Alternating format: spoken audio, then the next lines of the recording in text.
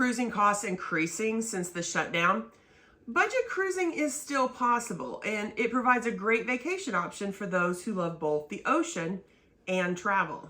Ahoy travelers, it's Amy with Cruising from the Ozarks here with another Tuesday tip to help you make your vacation a success. Be sure to give this video a thumbs up. Only takes a second, and doing so helps other cruisers find us. Being a budget cruiser will often mean different things depending on who you're talking to. And being a budget cruiser doesn't have to mean always booking the cheapest cruise.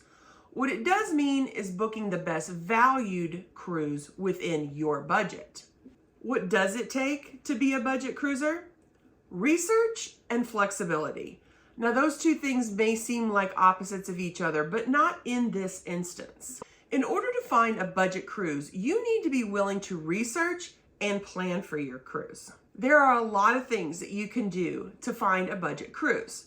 Signing up for cruise line emails is a good start. They will send out promotional emails on any ongoing sales, which is a great way to get a cheaper deal on your cruise.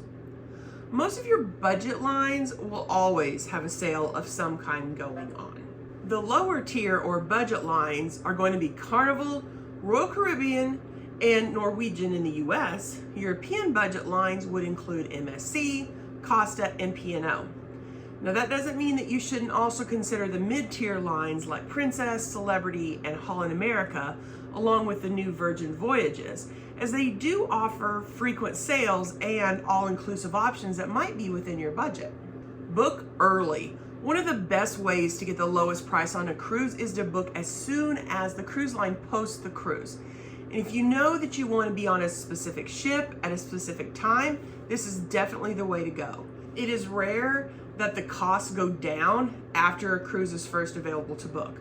With the exception of right before the sale date, fare prices are almost always at their lowest during the first few days or weeks. This is especially true when it comes to newer ships, which tend to be in higher demand.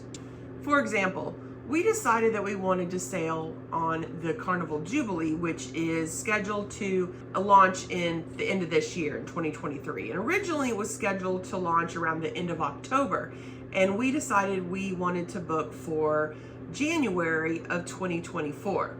When I first looked at sailing on this ship, it had already been around for a month or so. The bookings had been available, and I looked and found a deal, knew how much we were going to pay for it. I had put it on hold, and then somehow, some way, I got lost in how many days I'd had it on hold and thought I still had another 24 hours of the hold, and it had already gone up. And when I went back to go ahead and look at it again, the cost had gone up almost $100 a person just in that short amount of time. So it does behoove you to book as early as possible, especially on these newer ships. Before we get into why being flexible is so important, and not just so you can manage those ropes courses on Norwegian ships, you should consider subscribing to the channel. It doesn't cost you a thing, and it helps other cruisers know that our channel has content worth viewing. And I hope you agree that it does. It really helps our channel out, so make sure that you subscribe and then click that notification bell so you don't miss any future posts. Flexibility is very important if you want to be a budget cruiser. The line, the ship, the itinerary, and the dates all affect your cruise fare. The more of those that you can be flexible on, the better when it comes to being a budget cruiser. Most of the time, you will be constrained by at least one of those factors. Maybe you have to cruise during the summer months because you have kids, so you're less flexible when it comes to the date of your cruise. If you can't be flexible on one thing, it's even more important that you are flexible in other areas if you want to find the best deal. But let's say you want to cruise on the newest Royal Caribbean ship and you only have a 3-week window in which to cruise. At that point, you want to make sure that you are booking as soon as possible to get the lowest fare.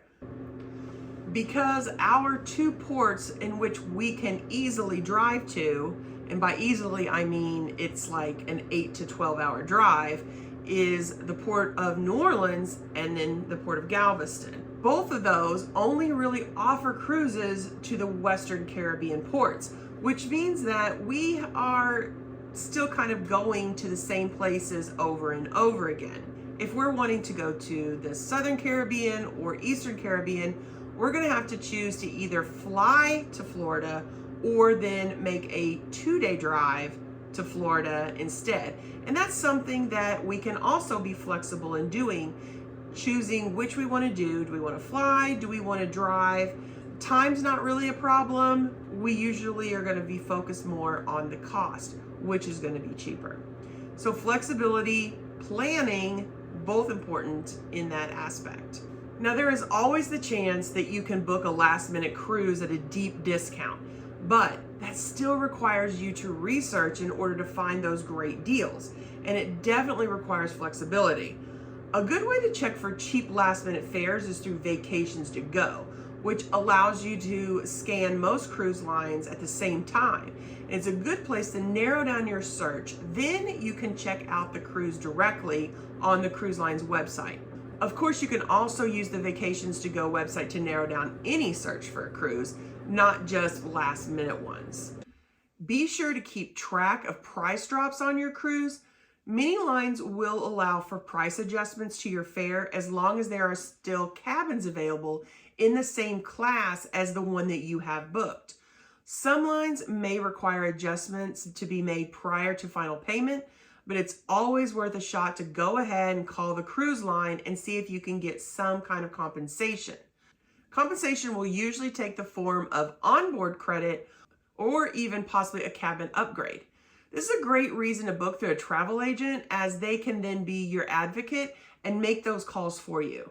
There are multiple apps out there and websites out there that you can sign in, import your cruise information, and it will send you emails for any price adjustments. The key to that is that you're going to have to keep track of how much you paid for your fare. Good way is just looking at the base fare and keep track of that. And then whenever you get these price adjustments, you can look and say, okay, that's more than what the base fare was when I booked, or it's less than what the base fare was when I booked. Because it's not going to actually tell you if it's cheaper for you, just that there has been a price adjustment on your cruise. Check out this video on value versus budget for more on how to get the most bang for your buck when it comes to booking a cruise. Then come back next week for another video designed to help you have an amazing cruise. Have a blessed week, everyone.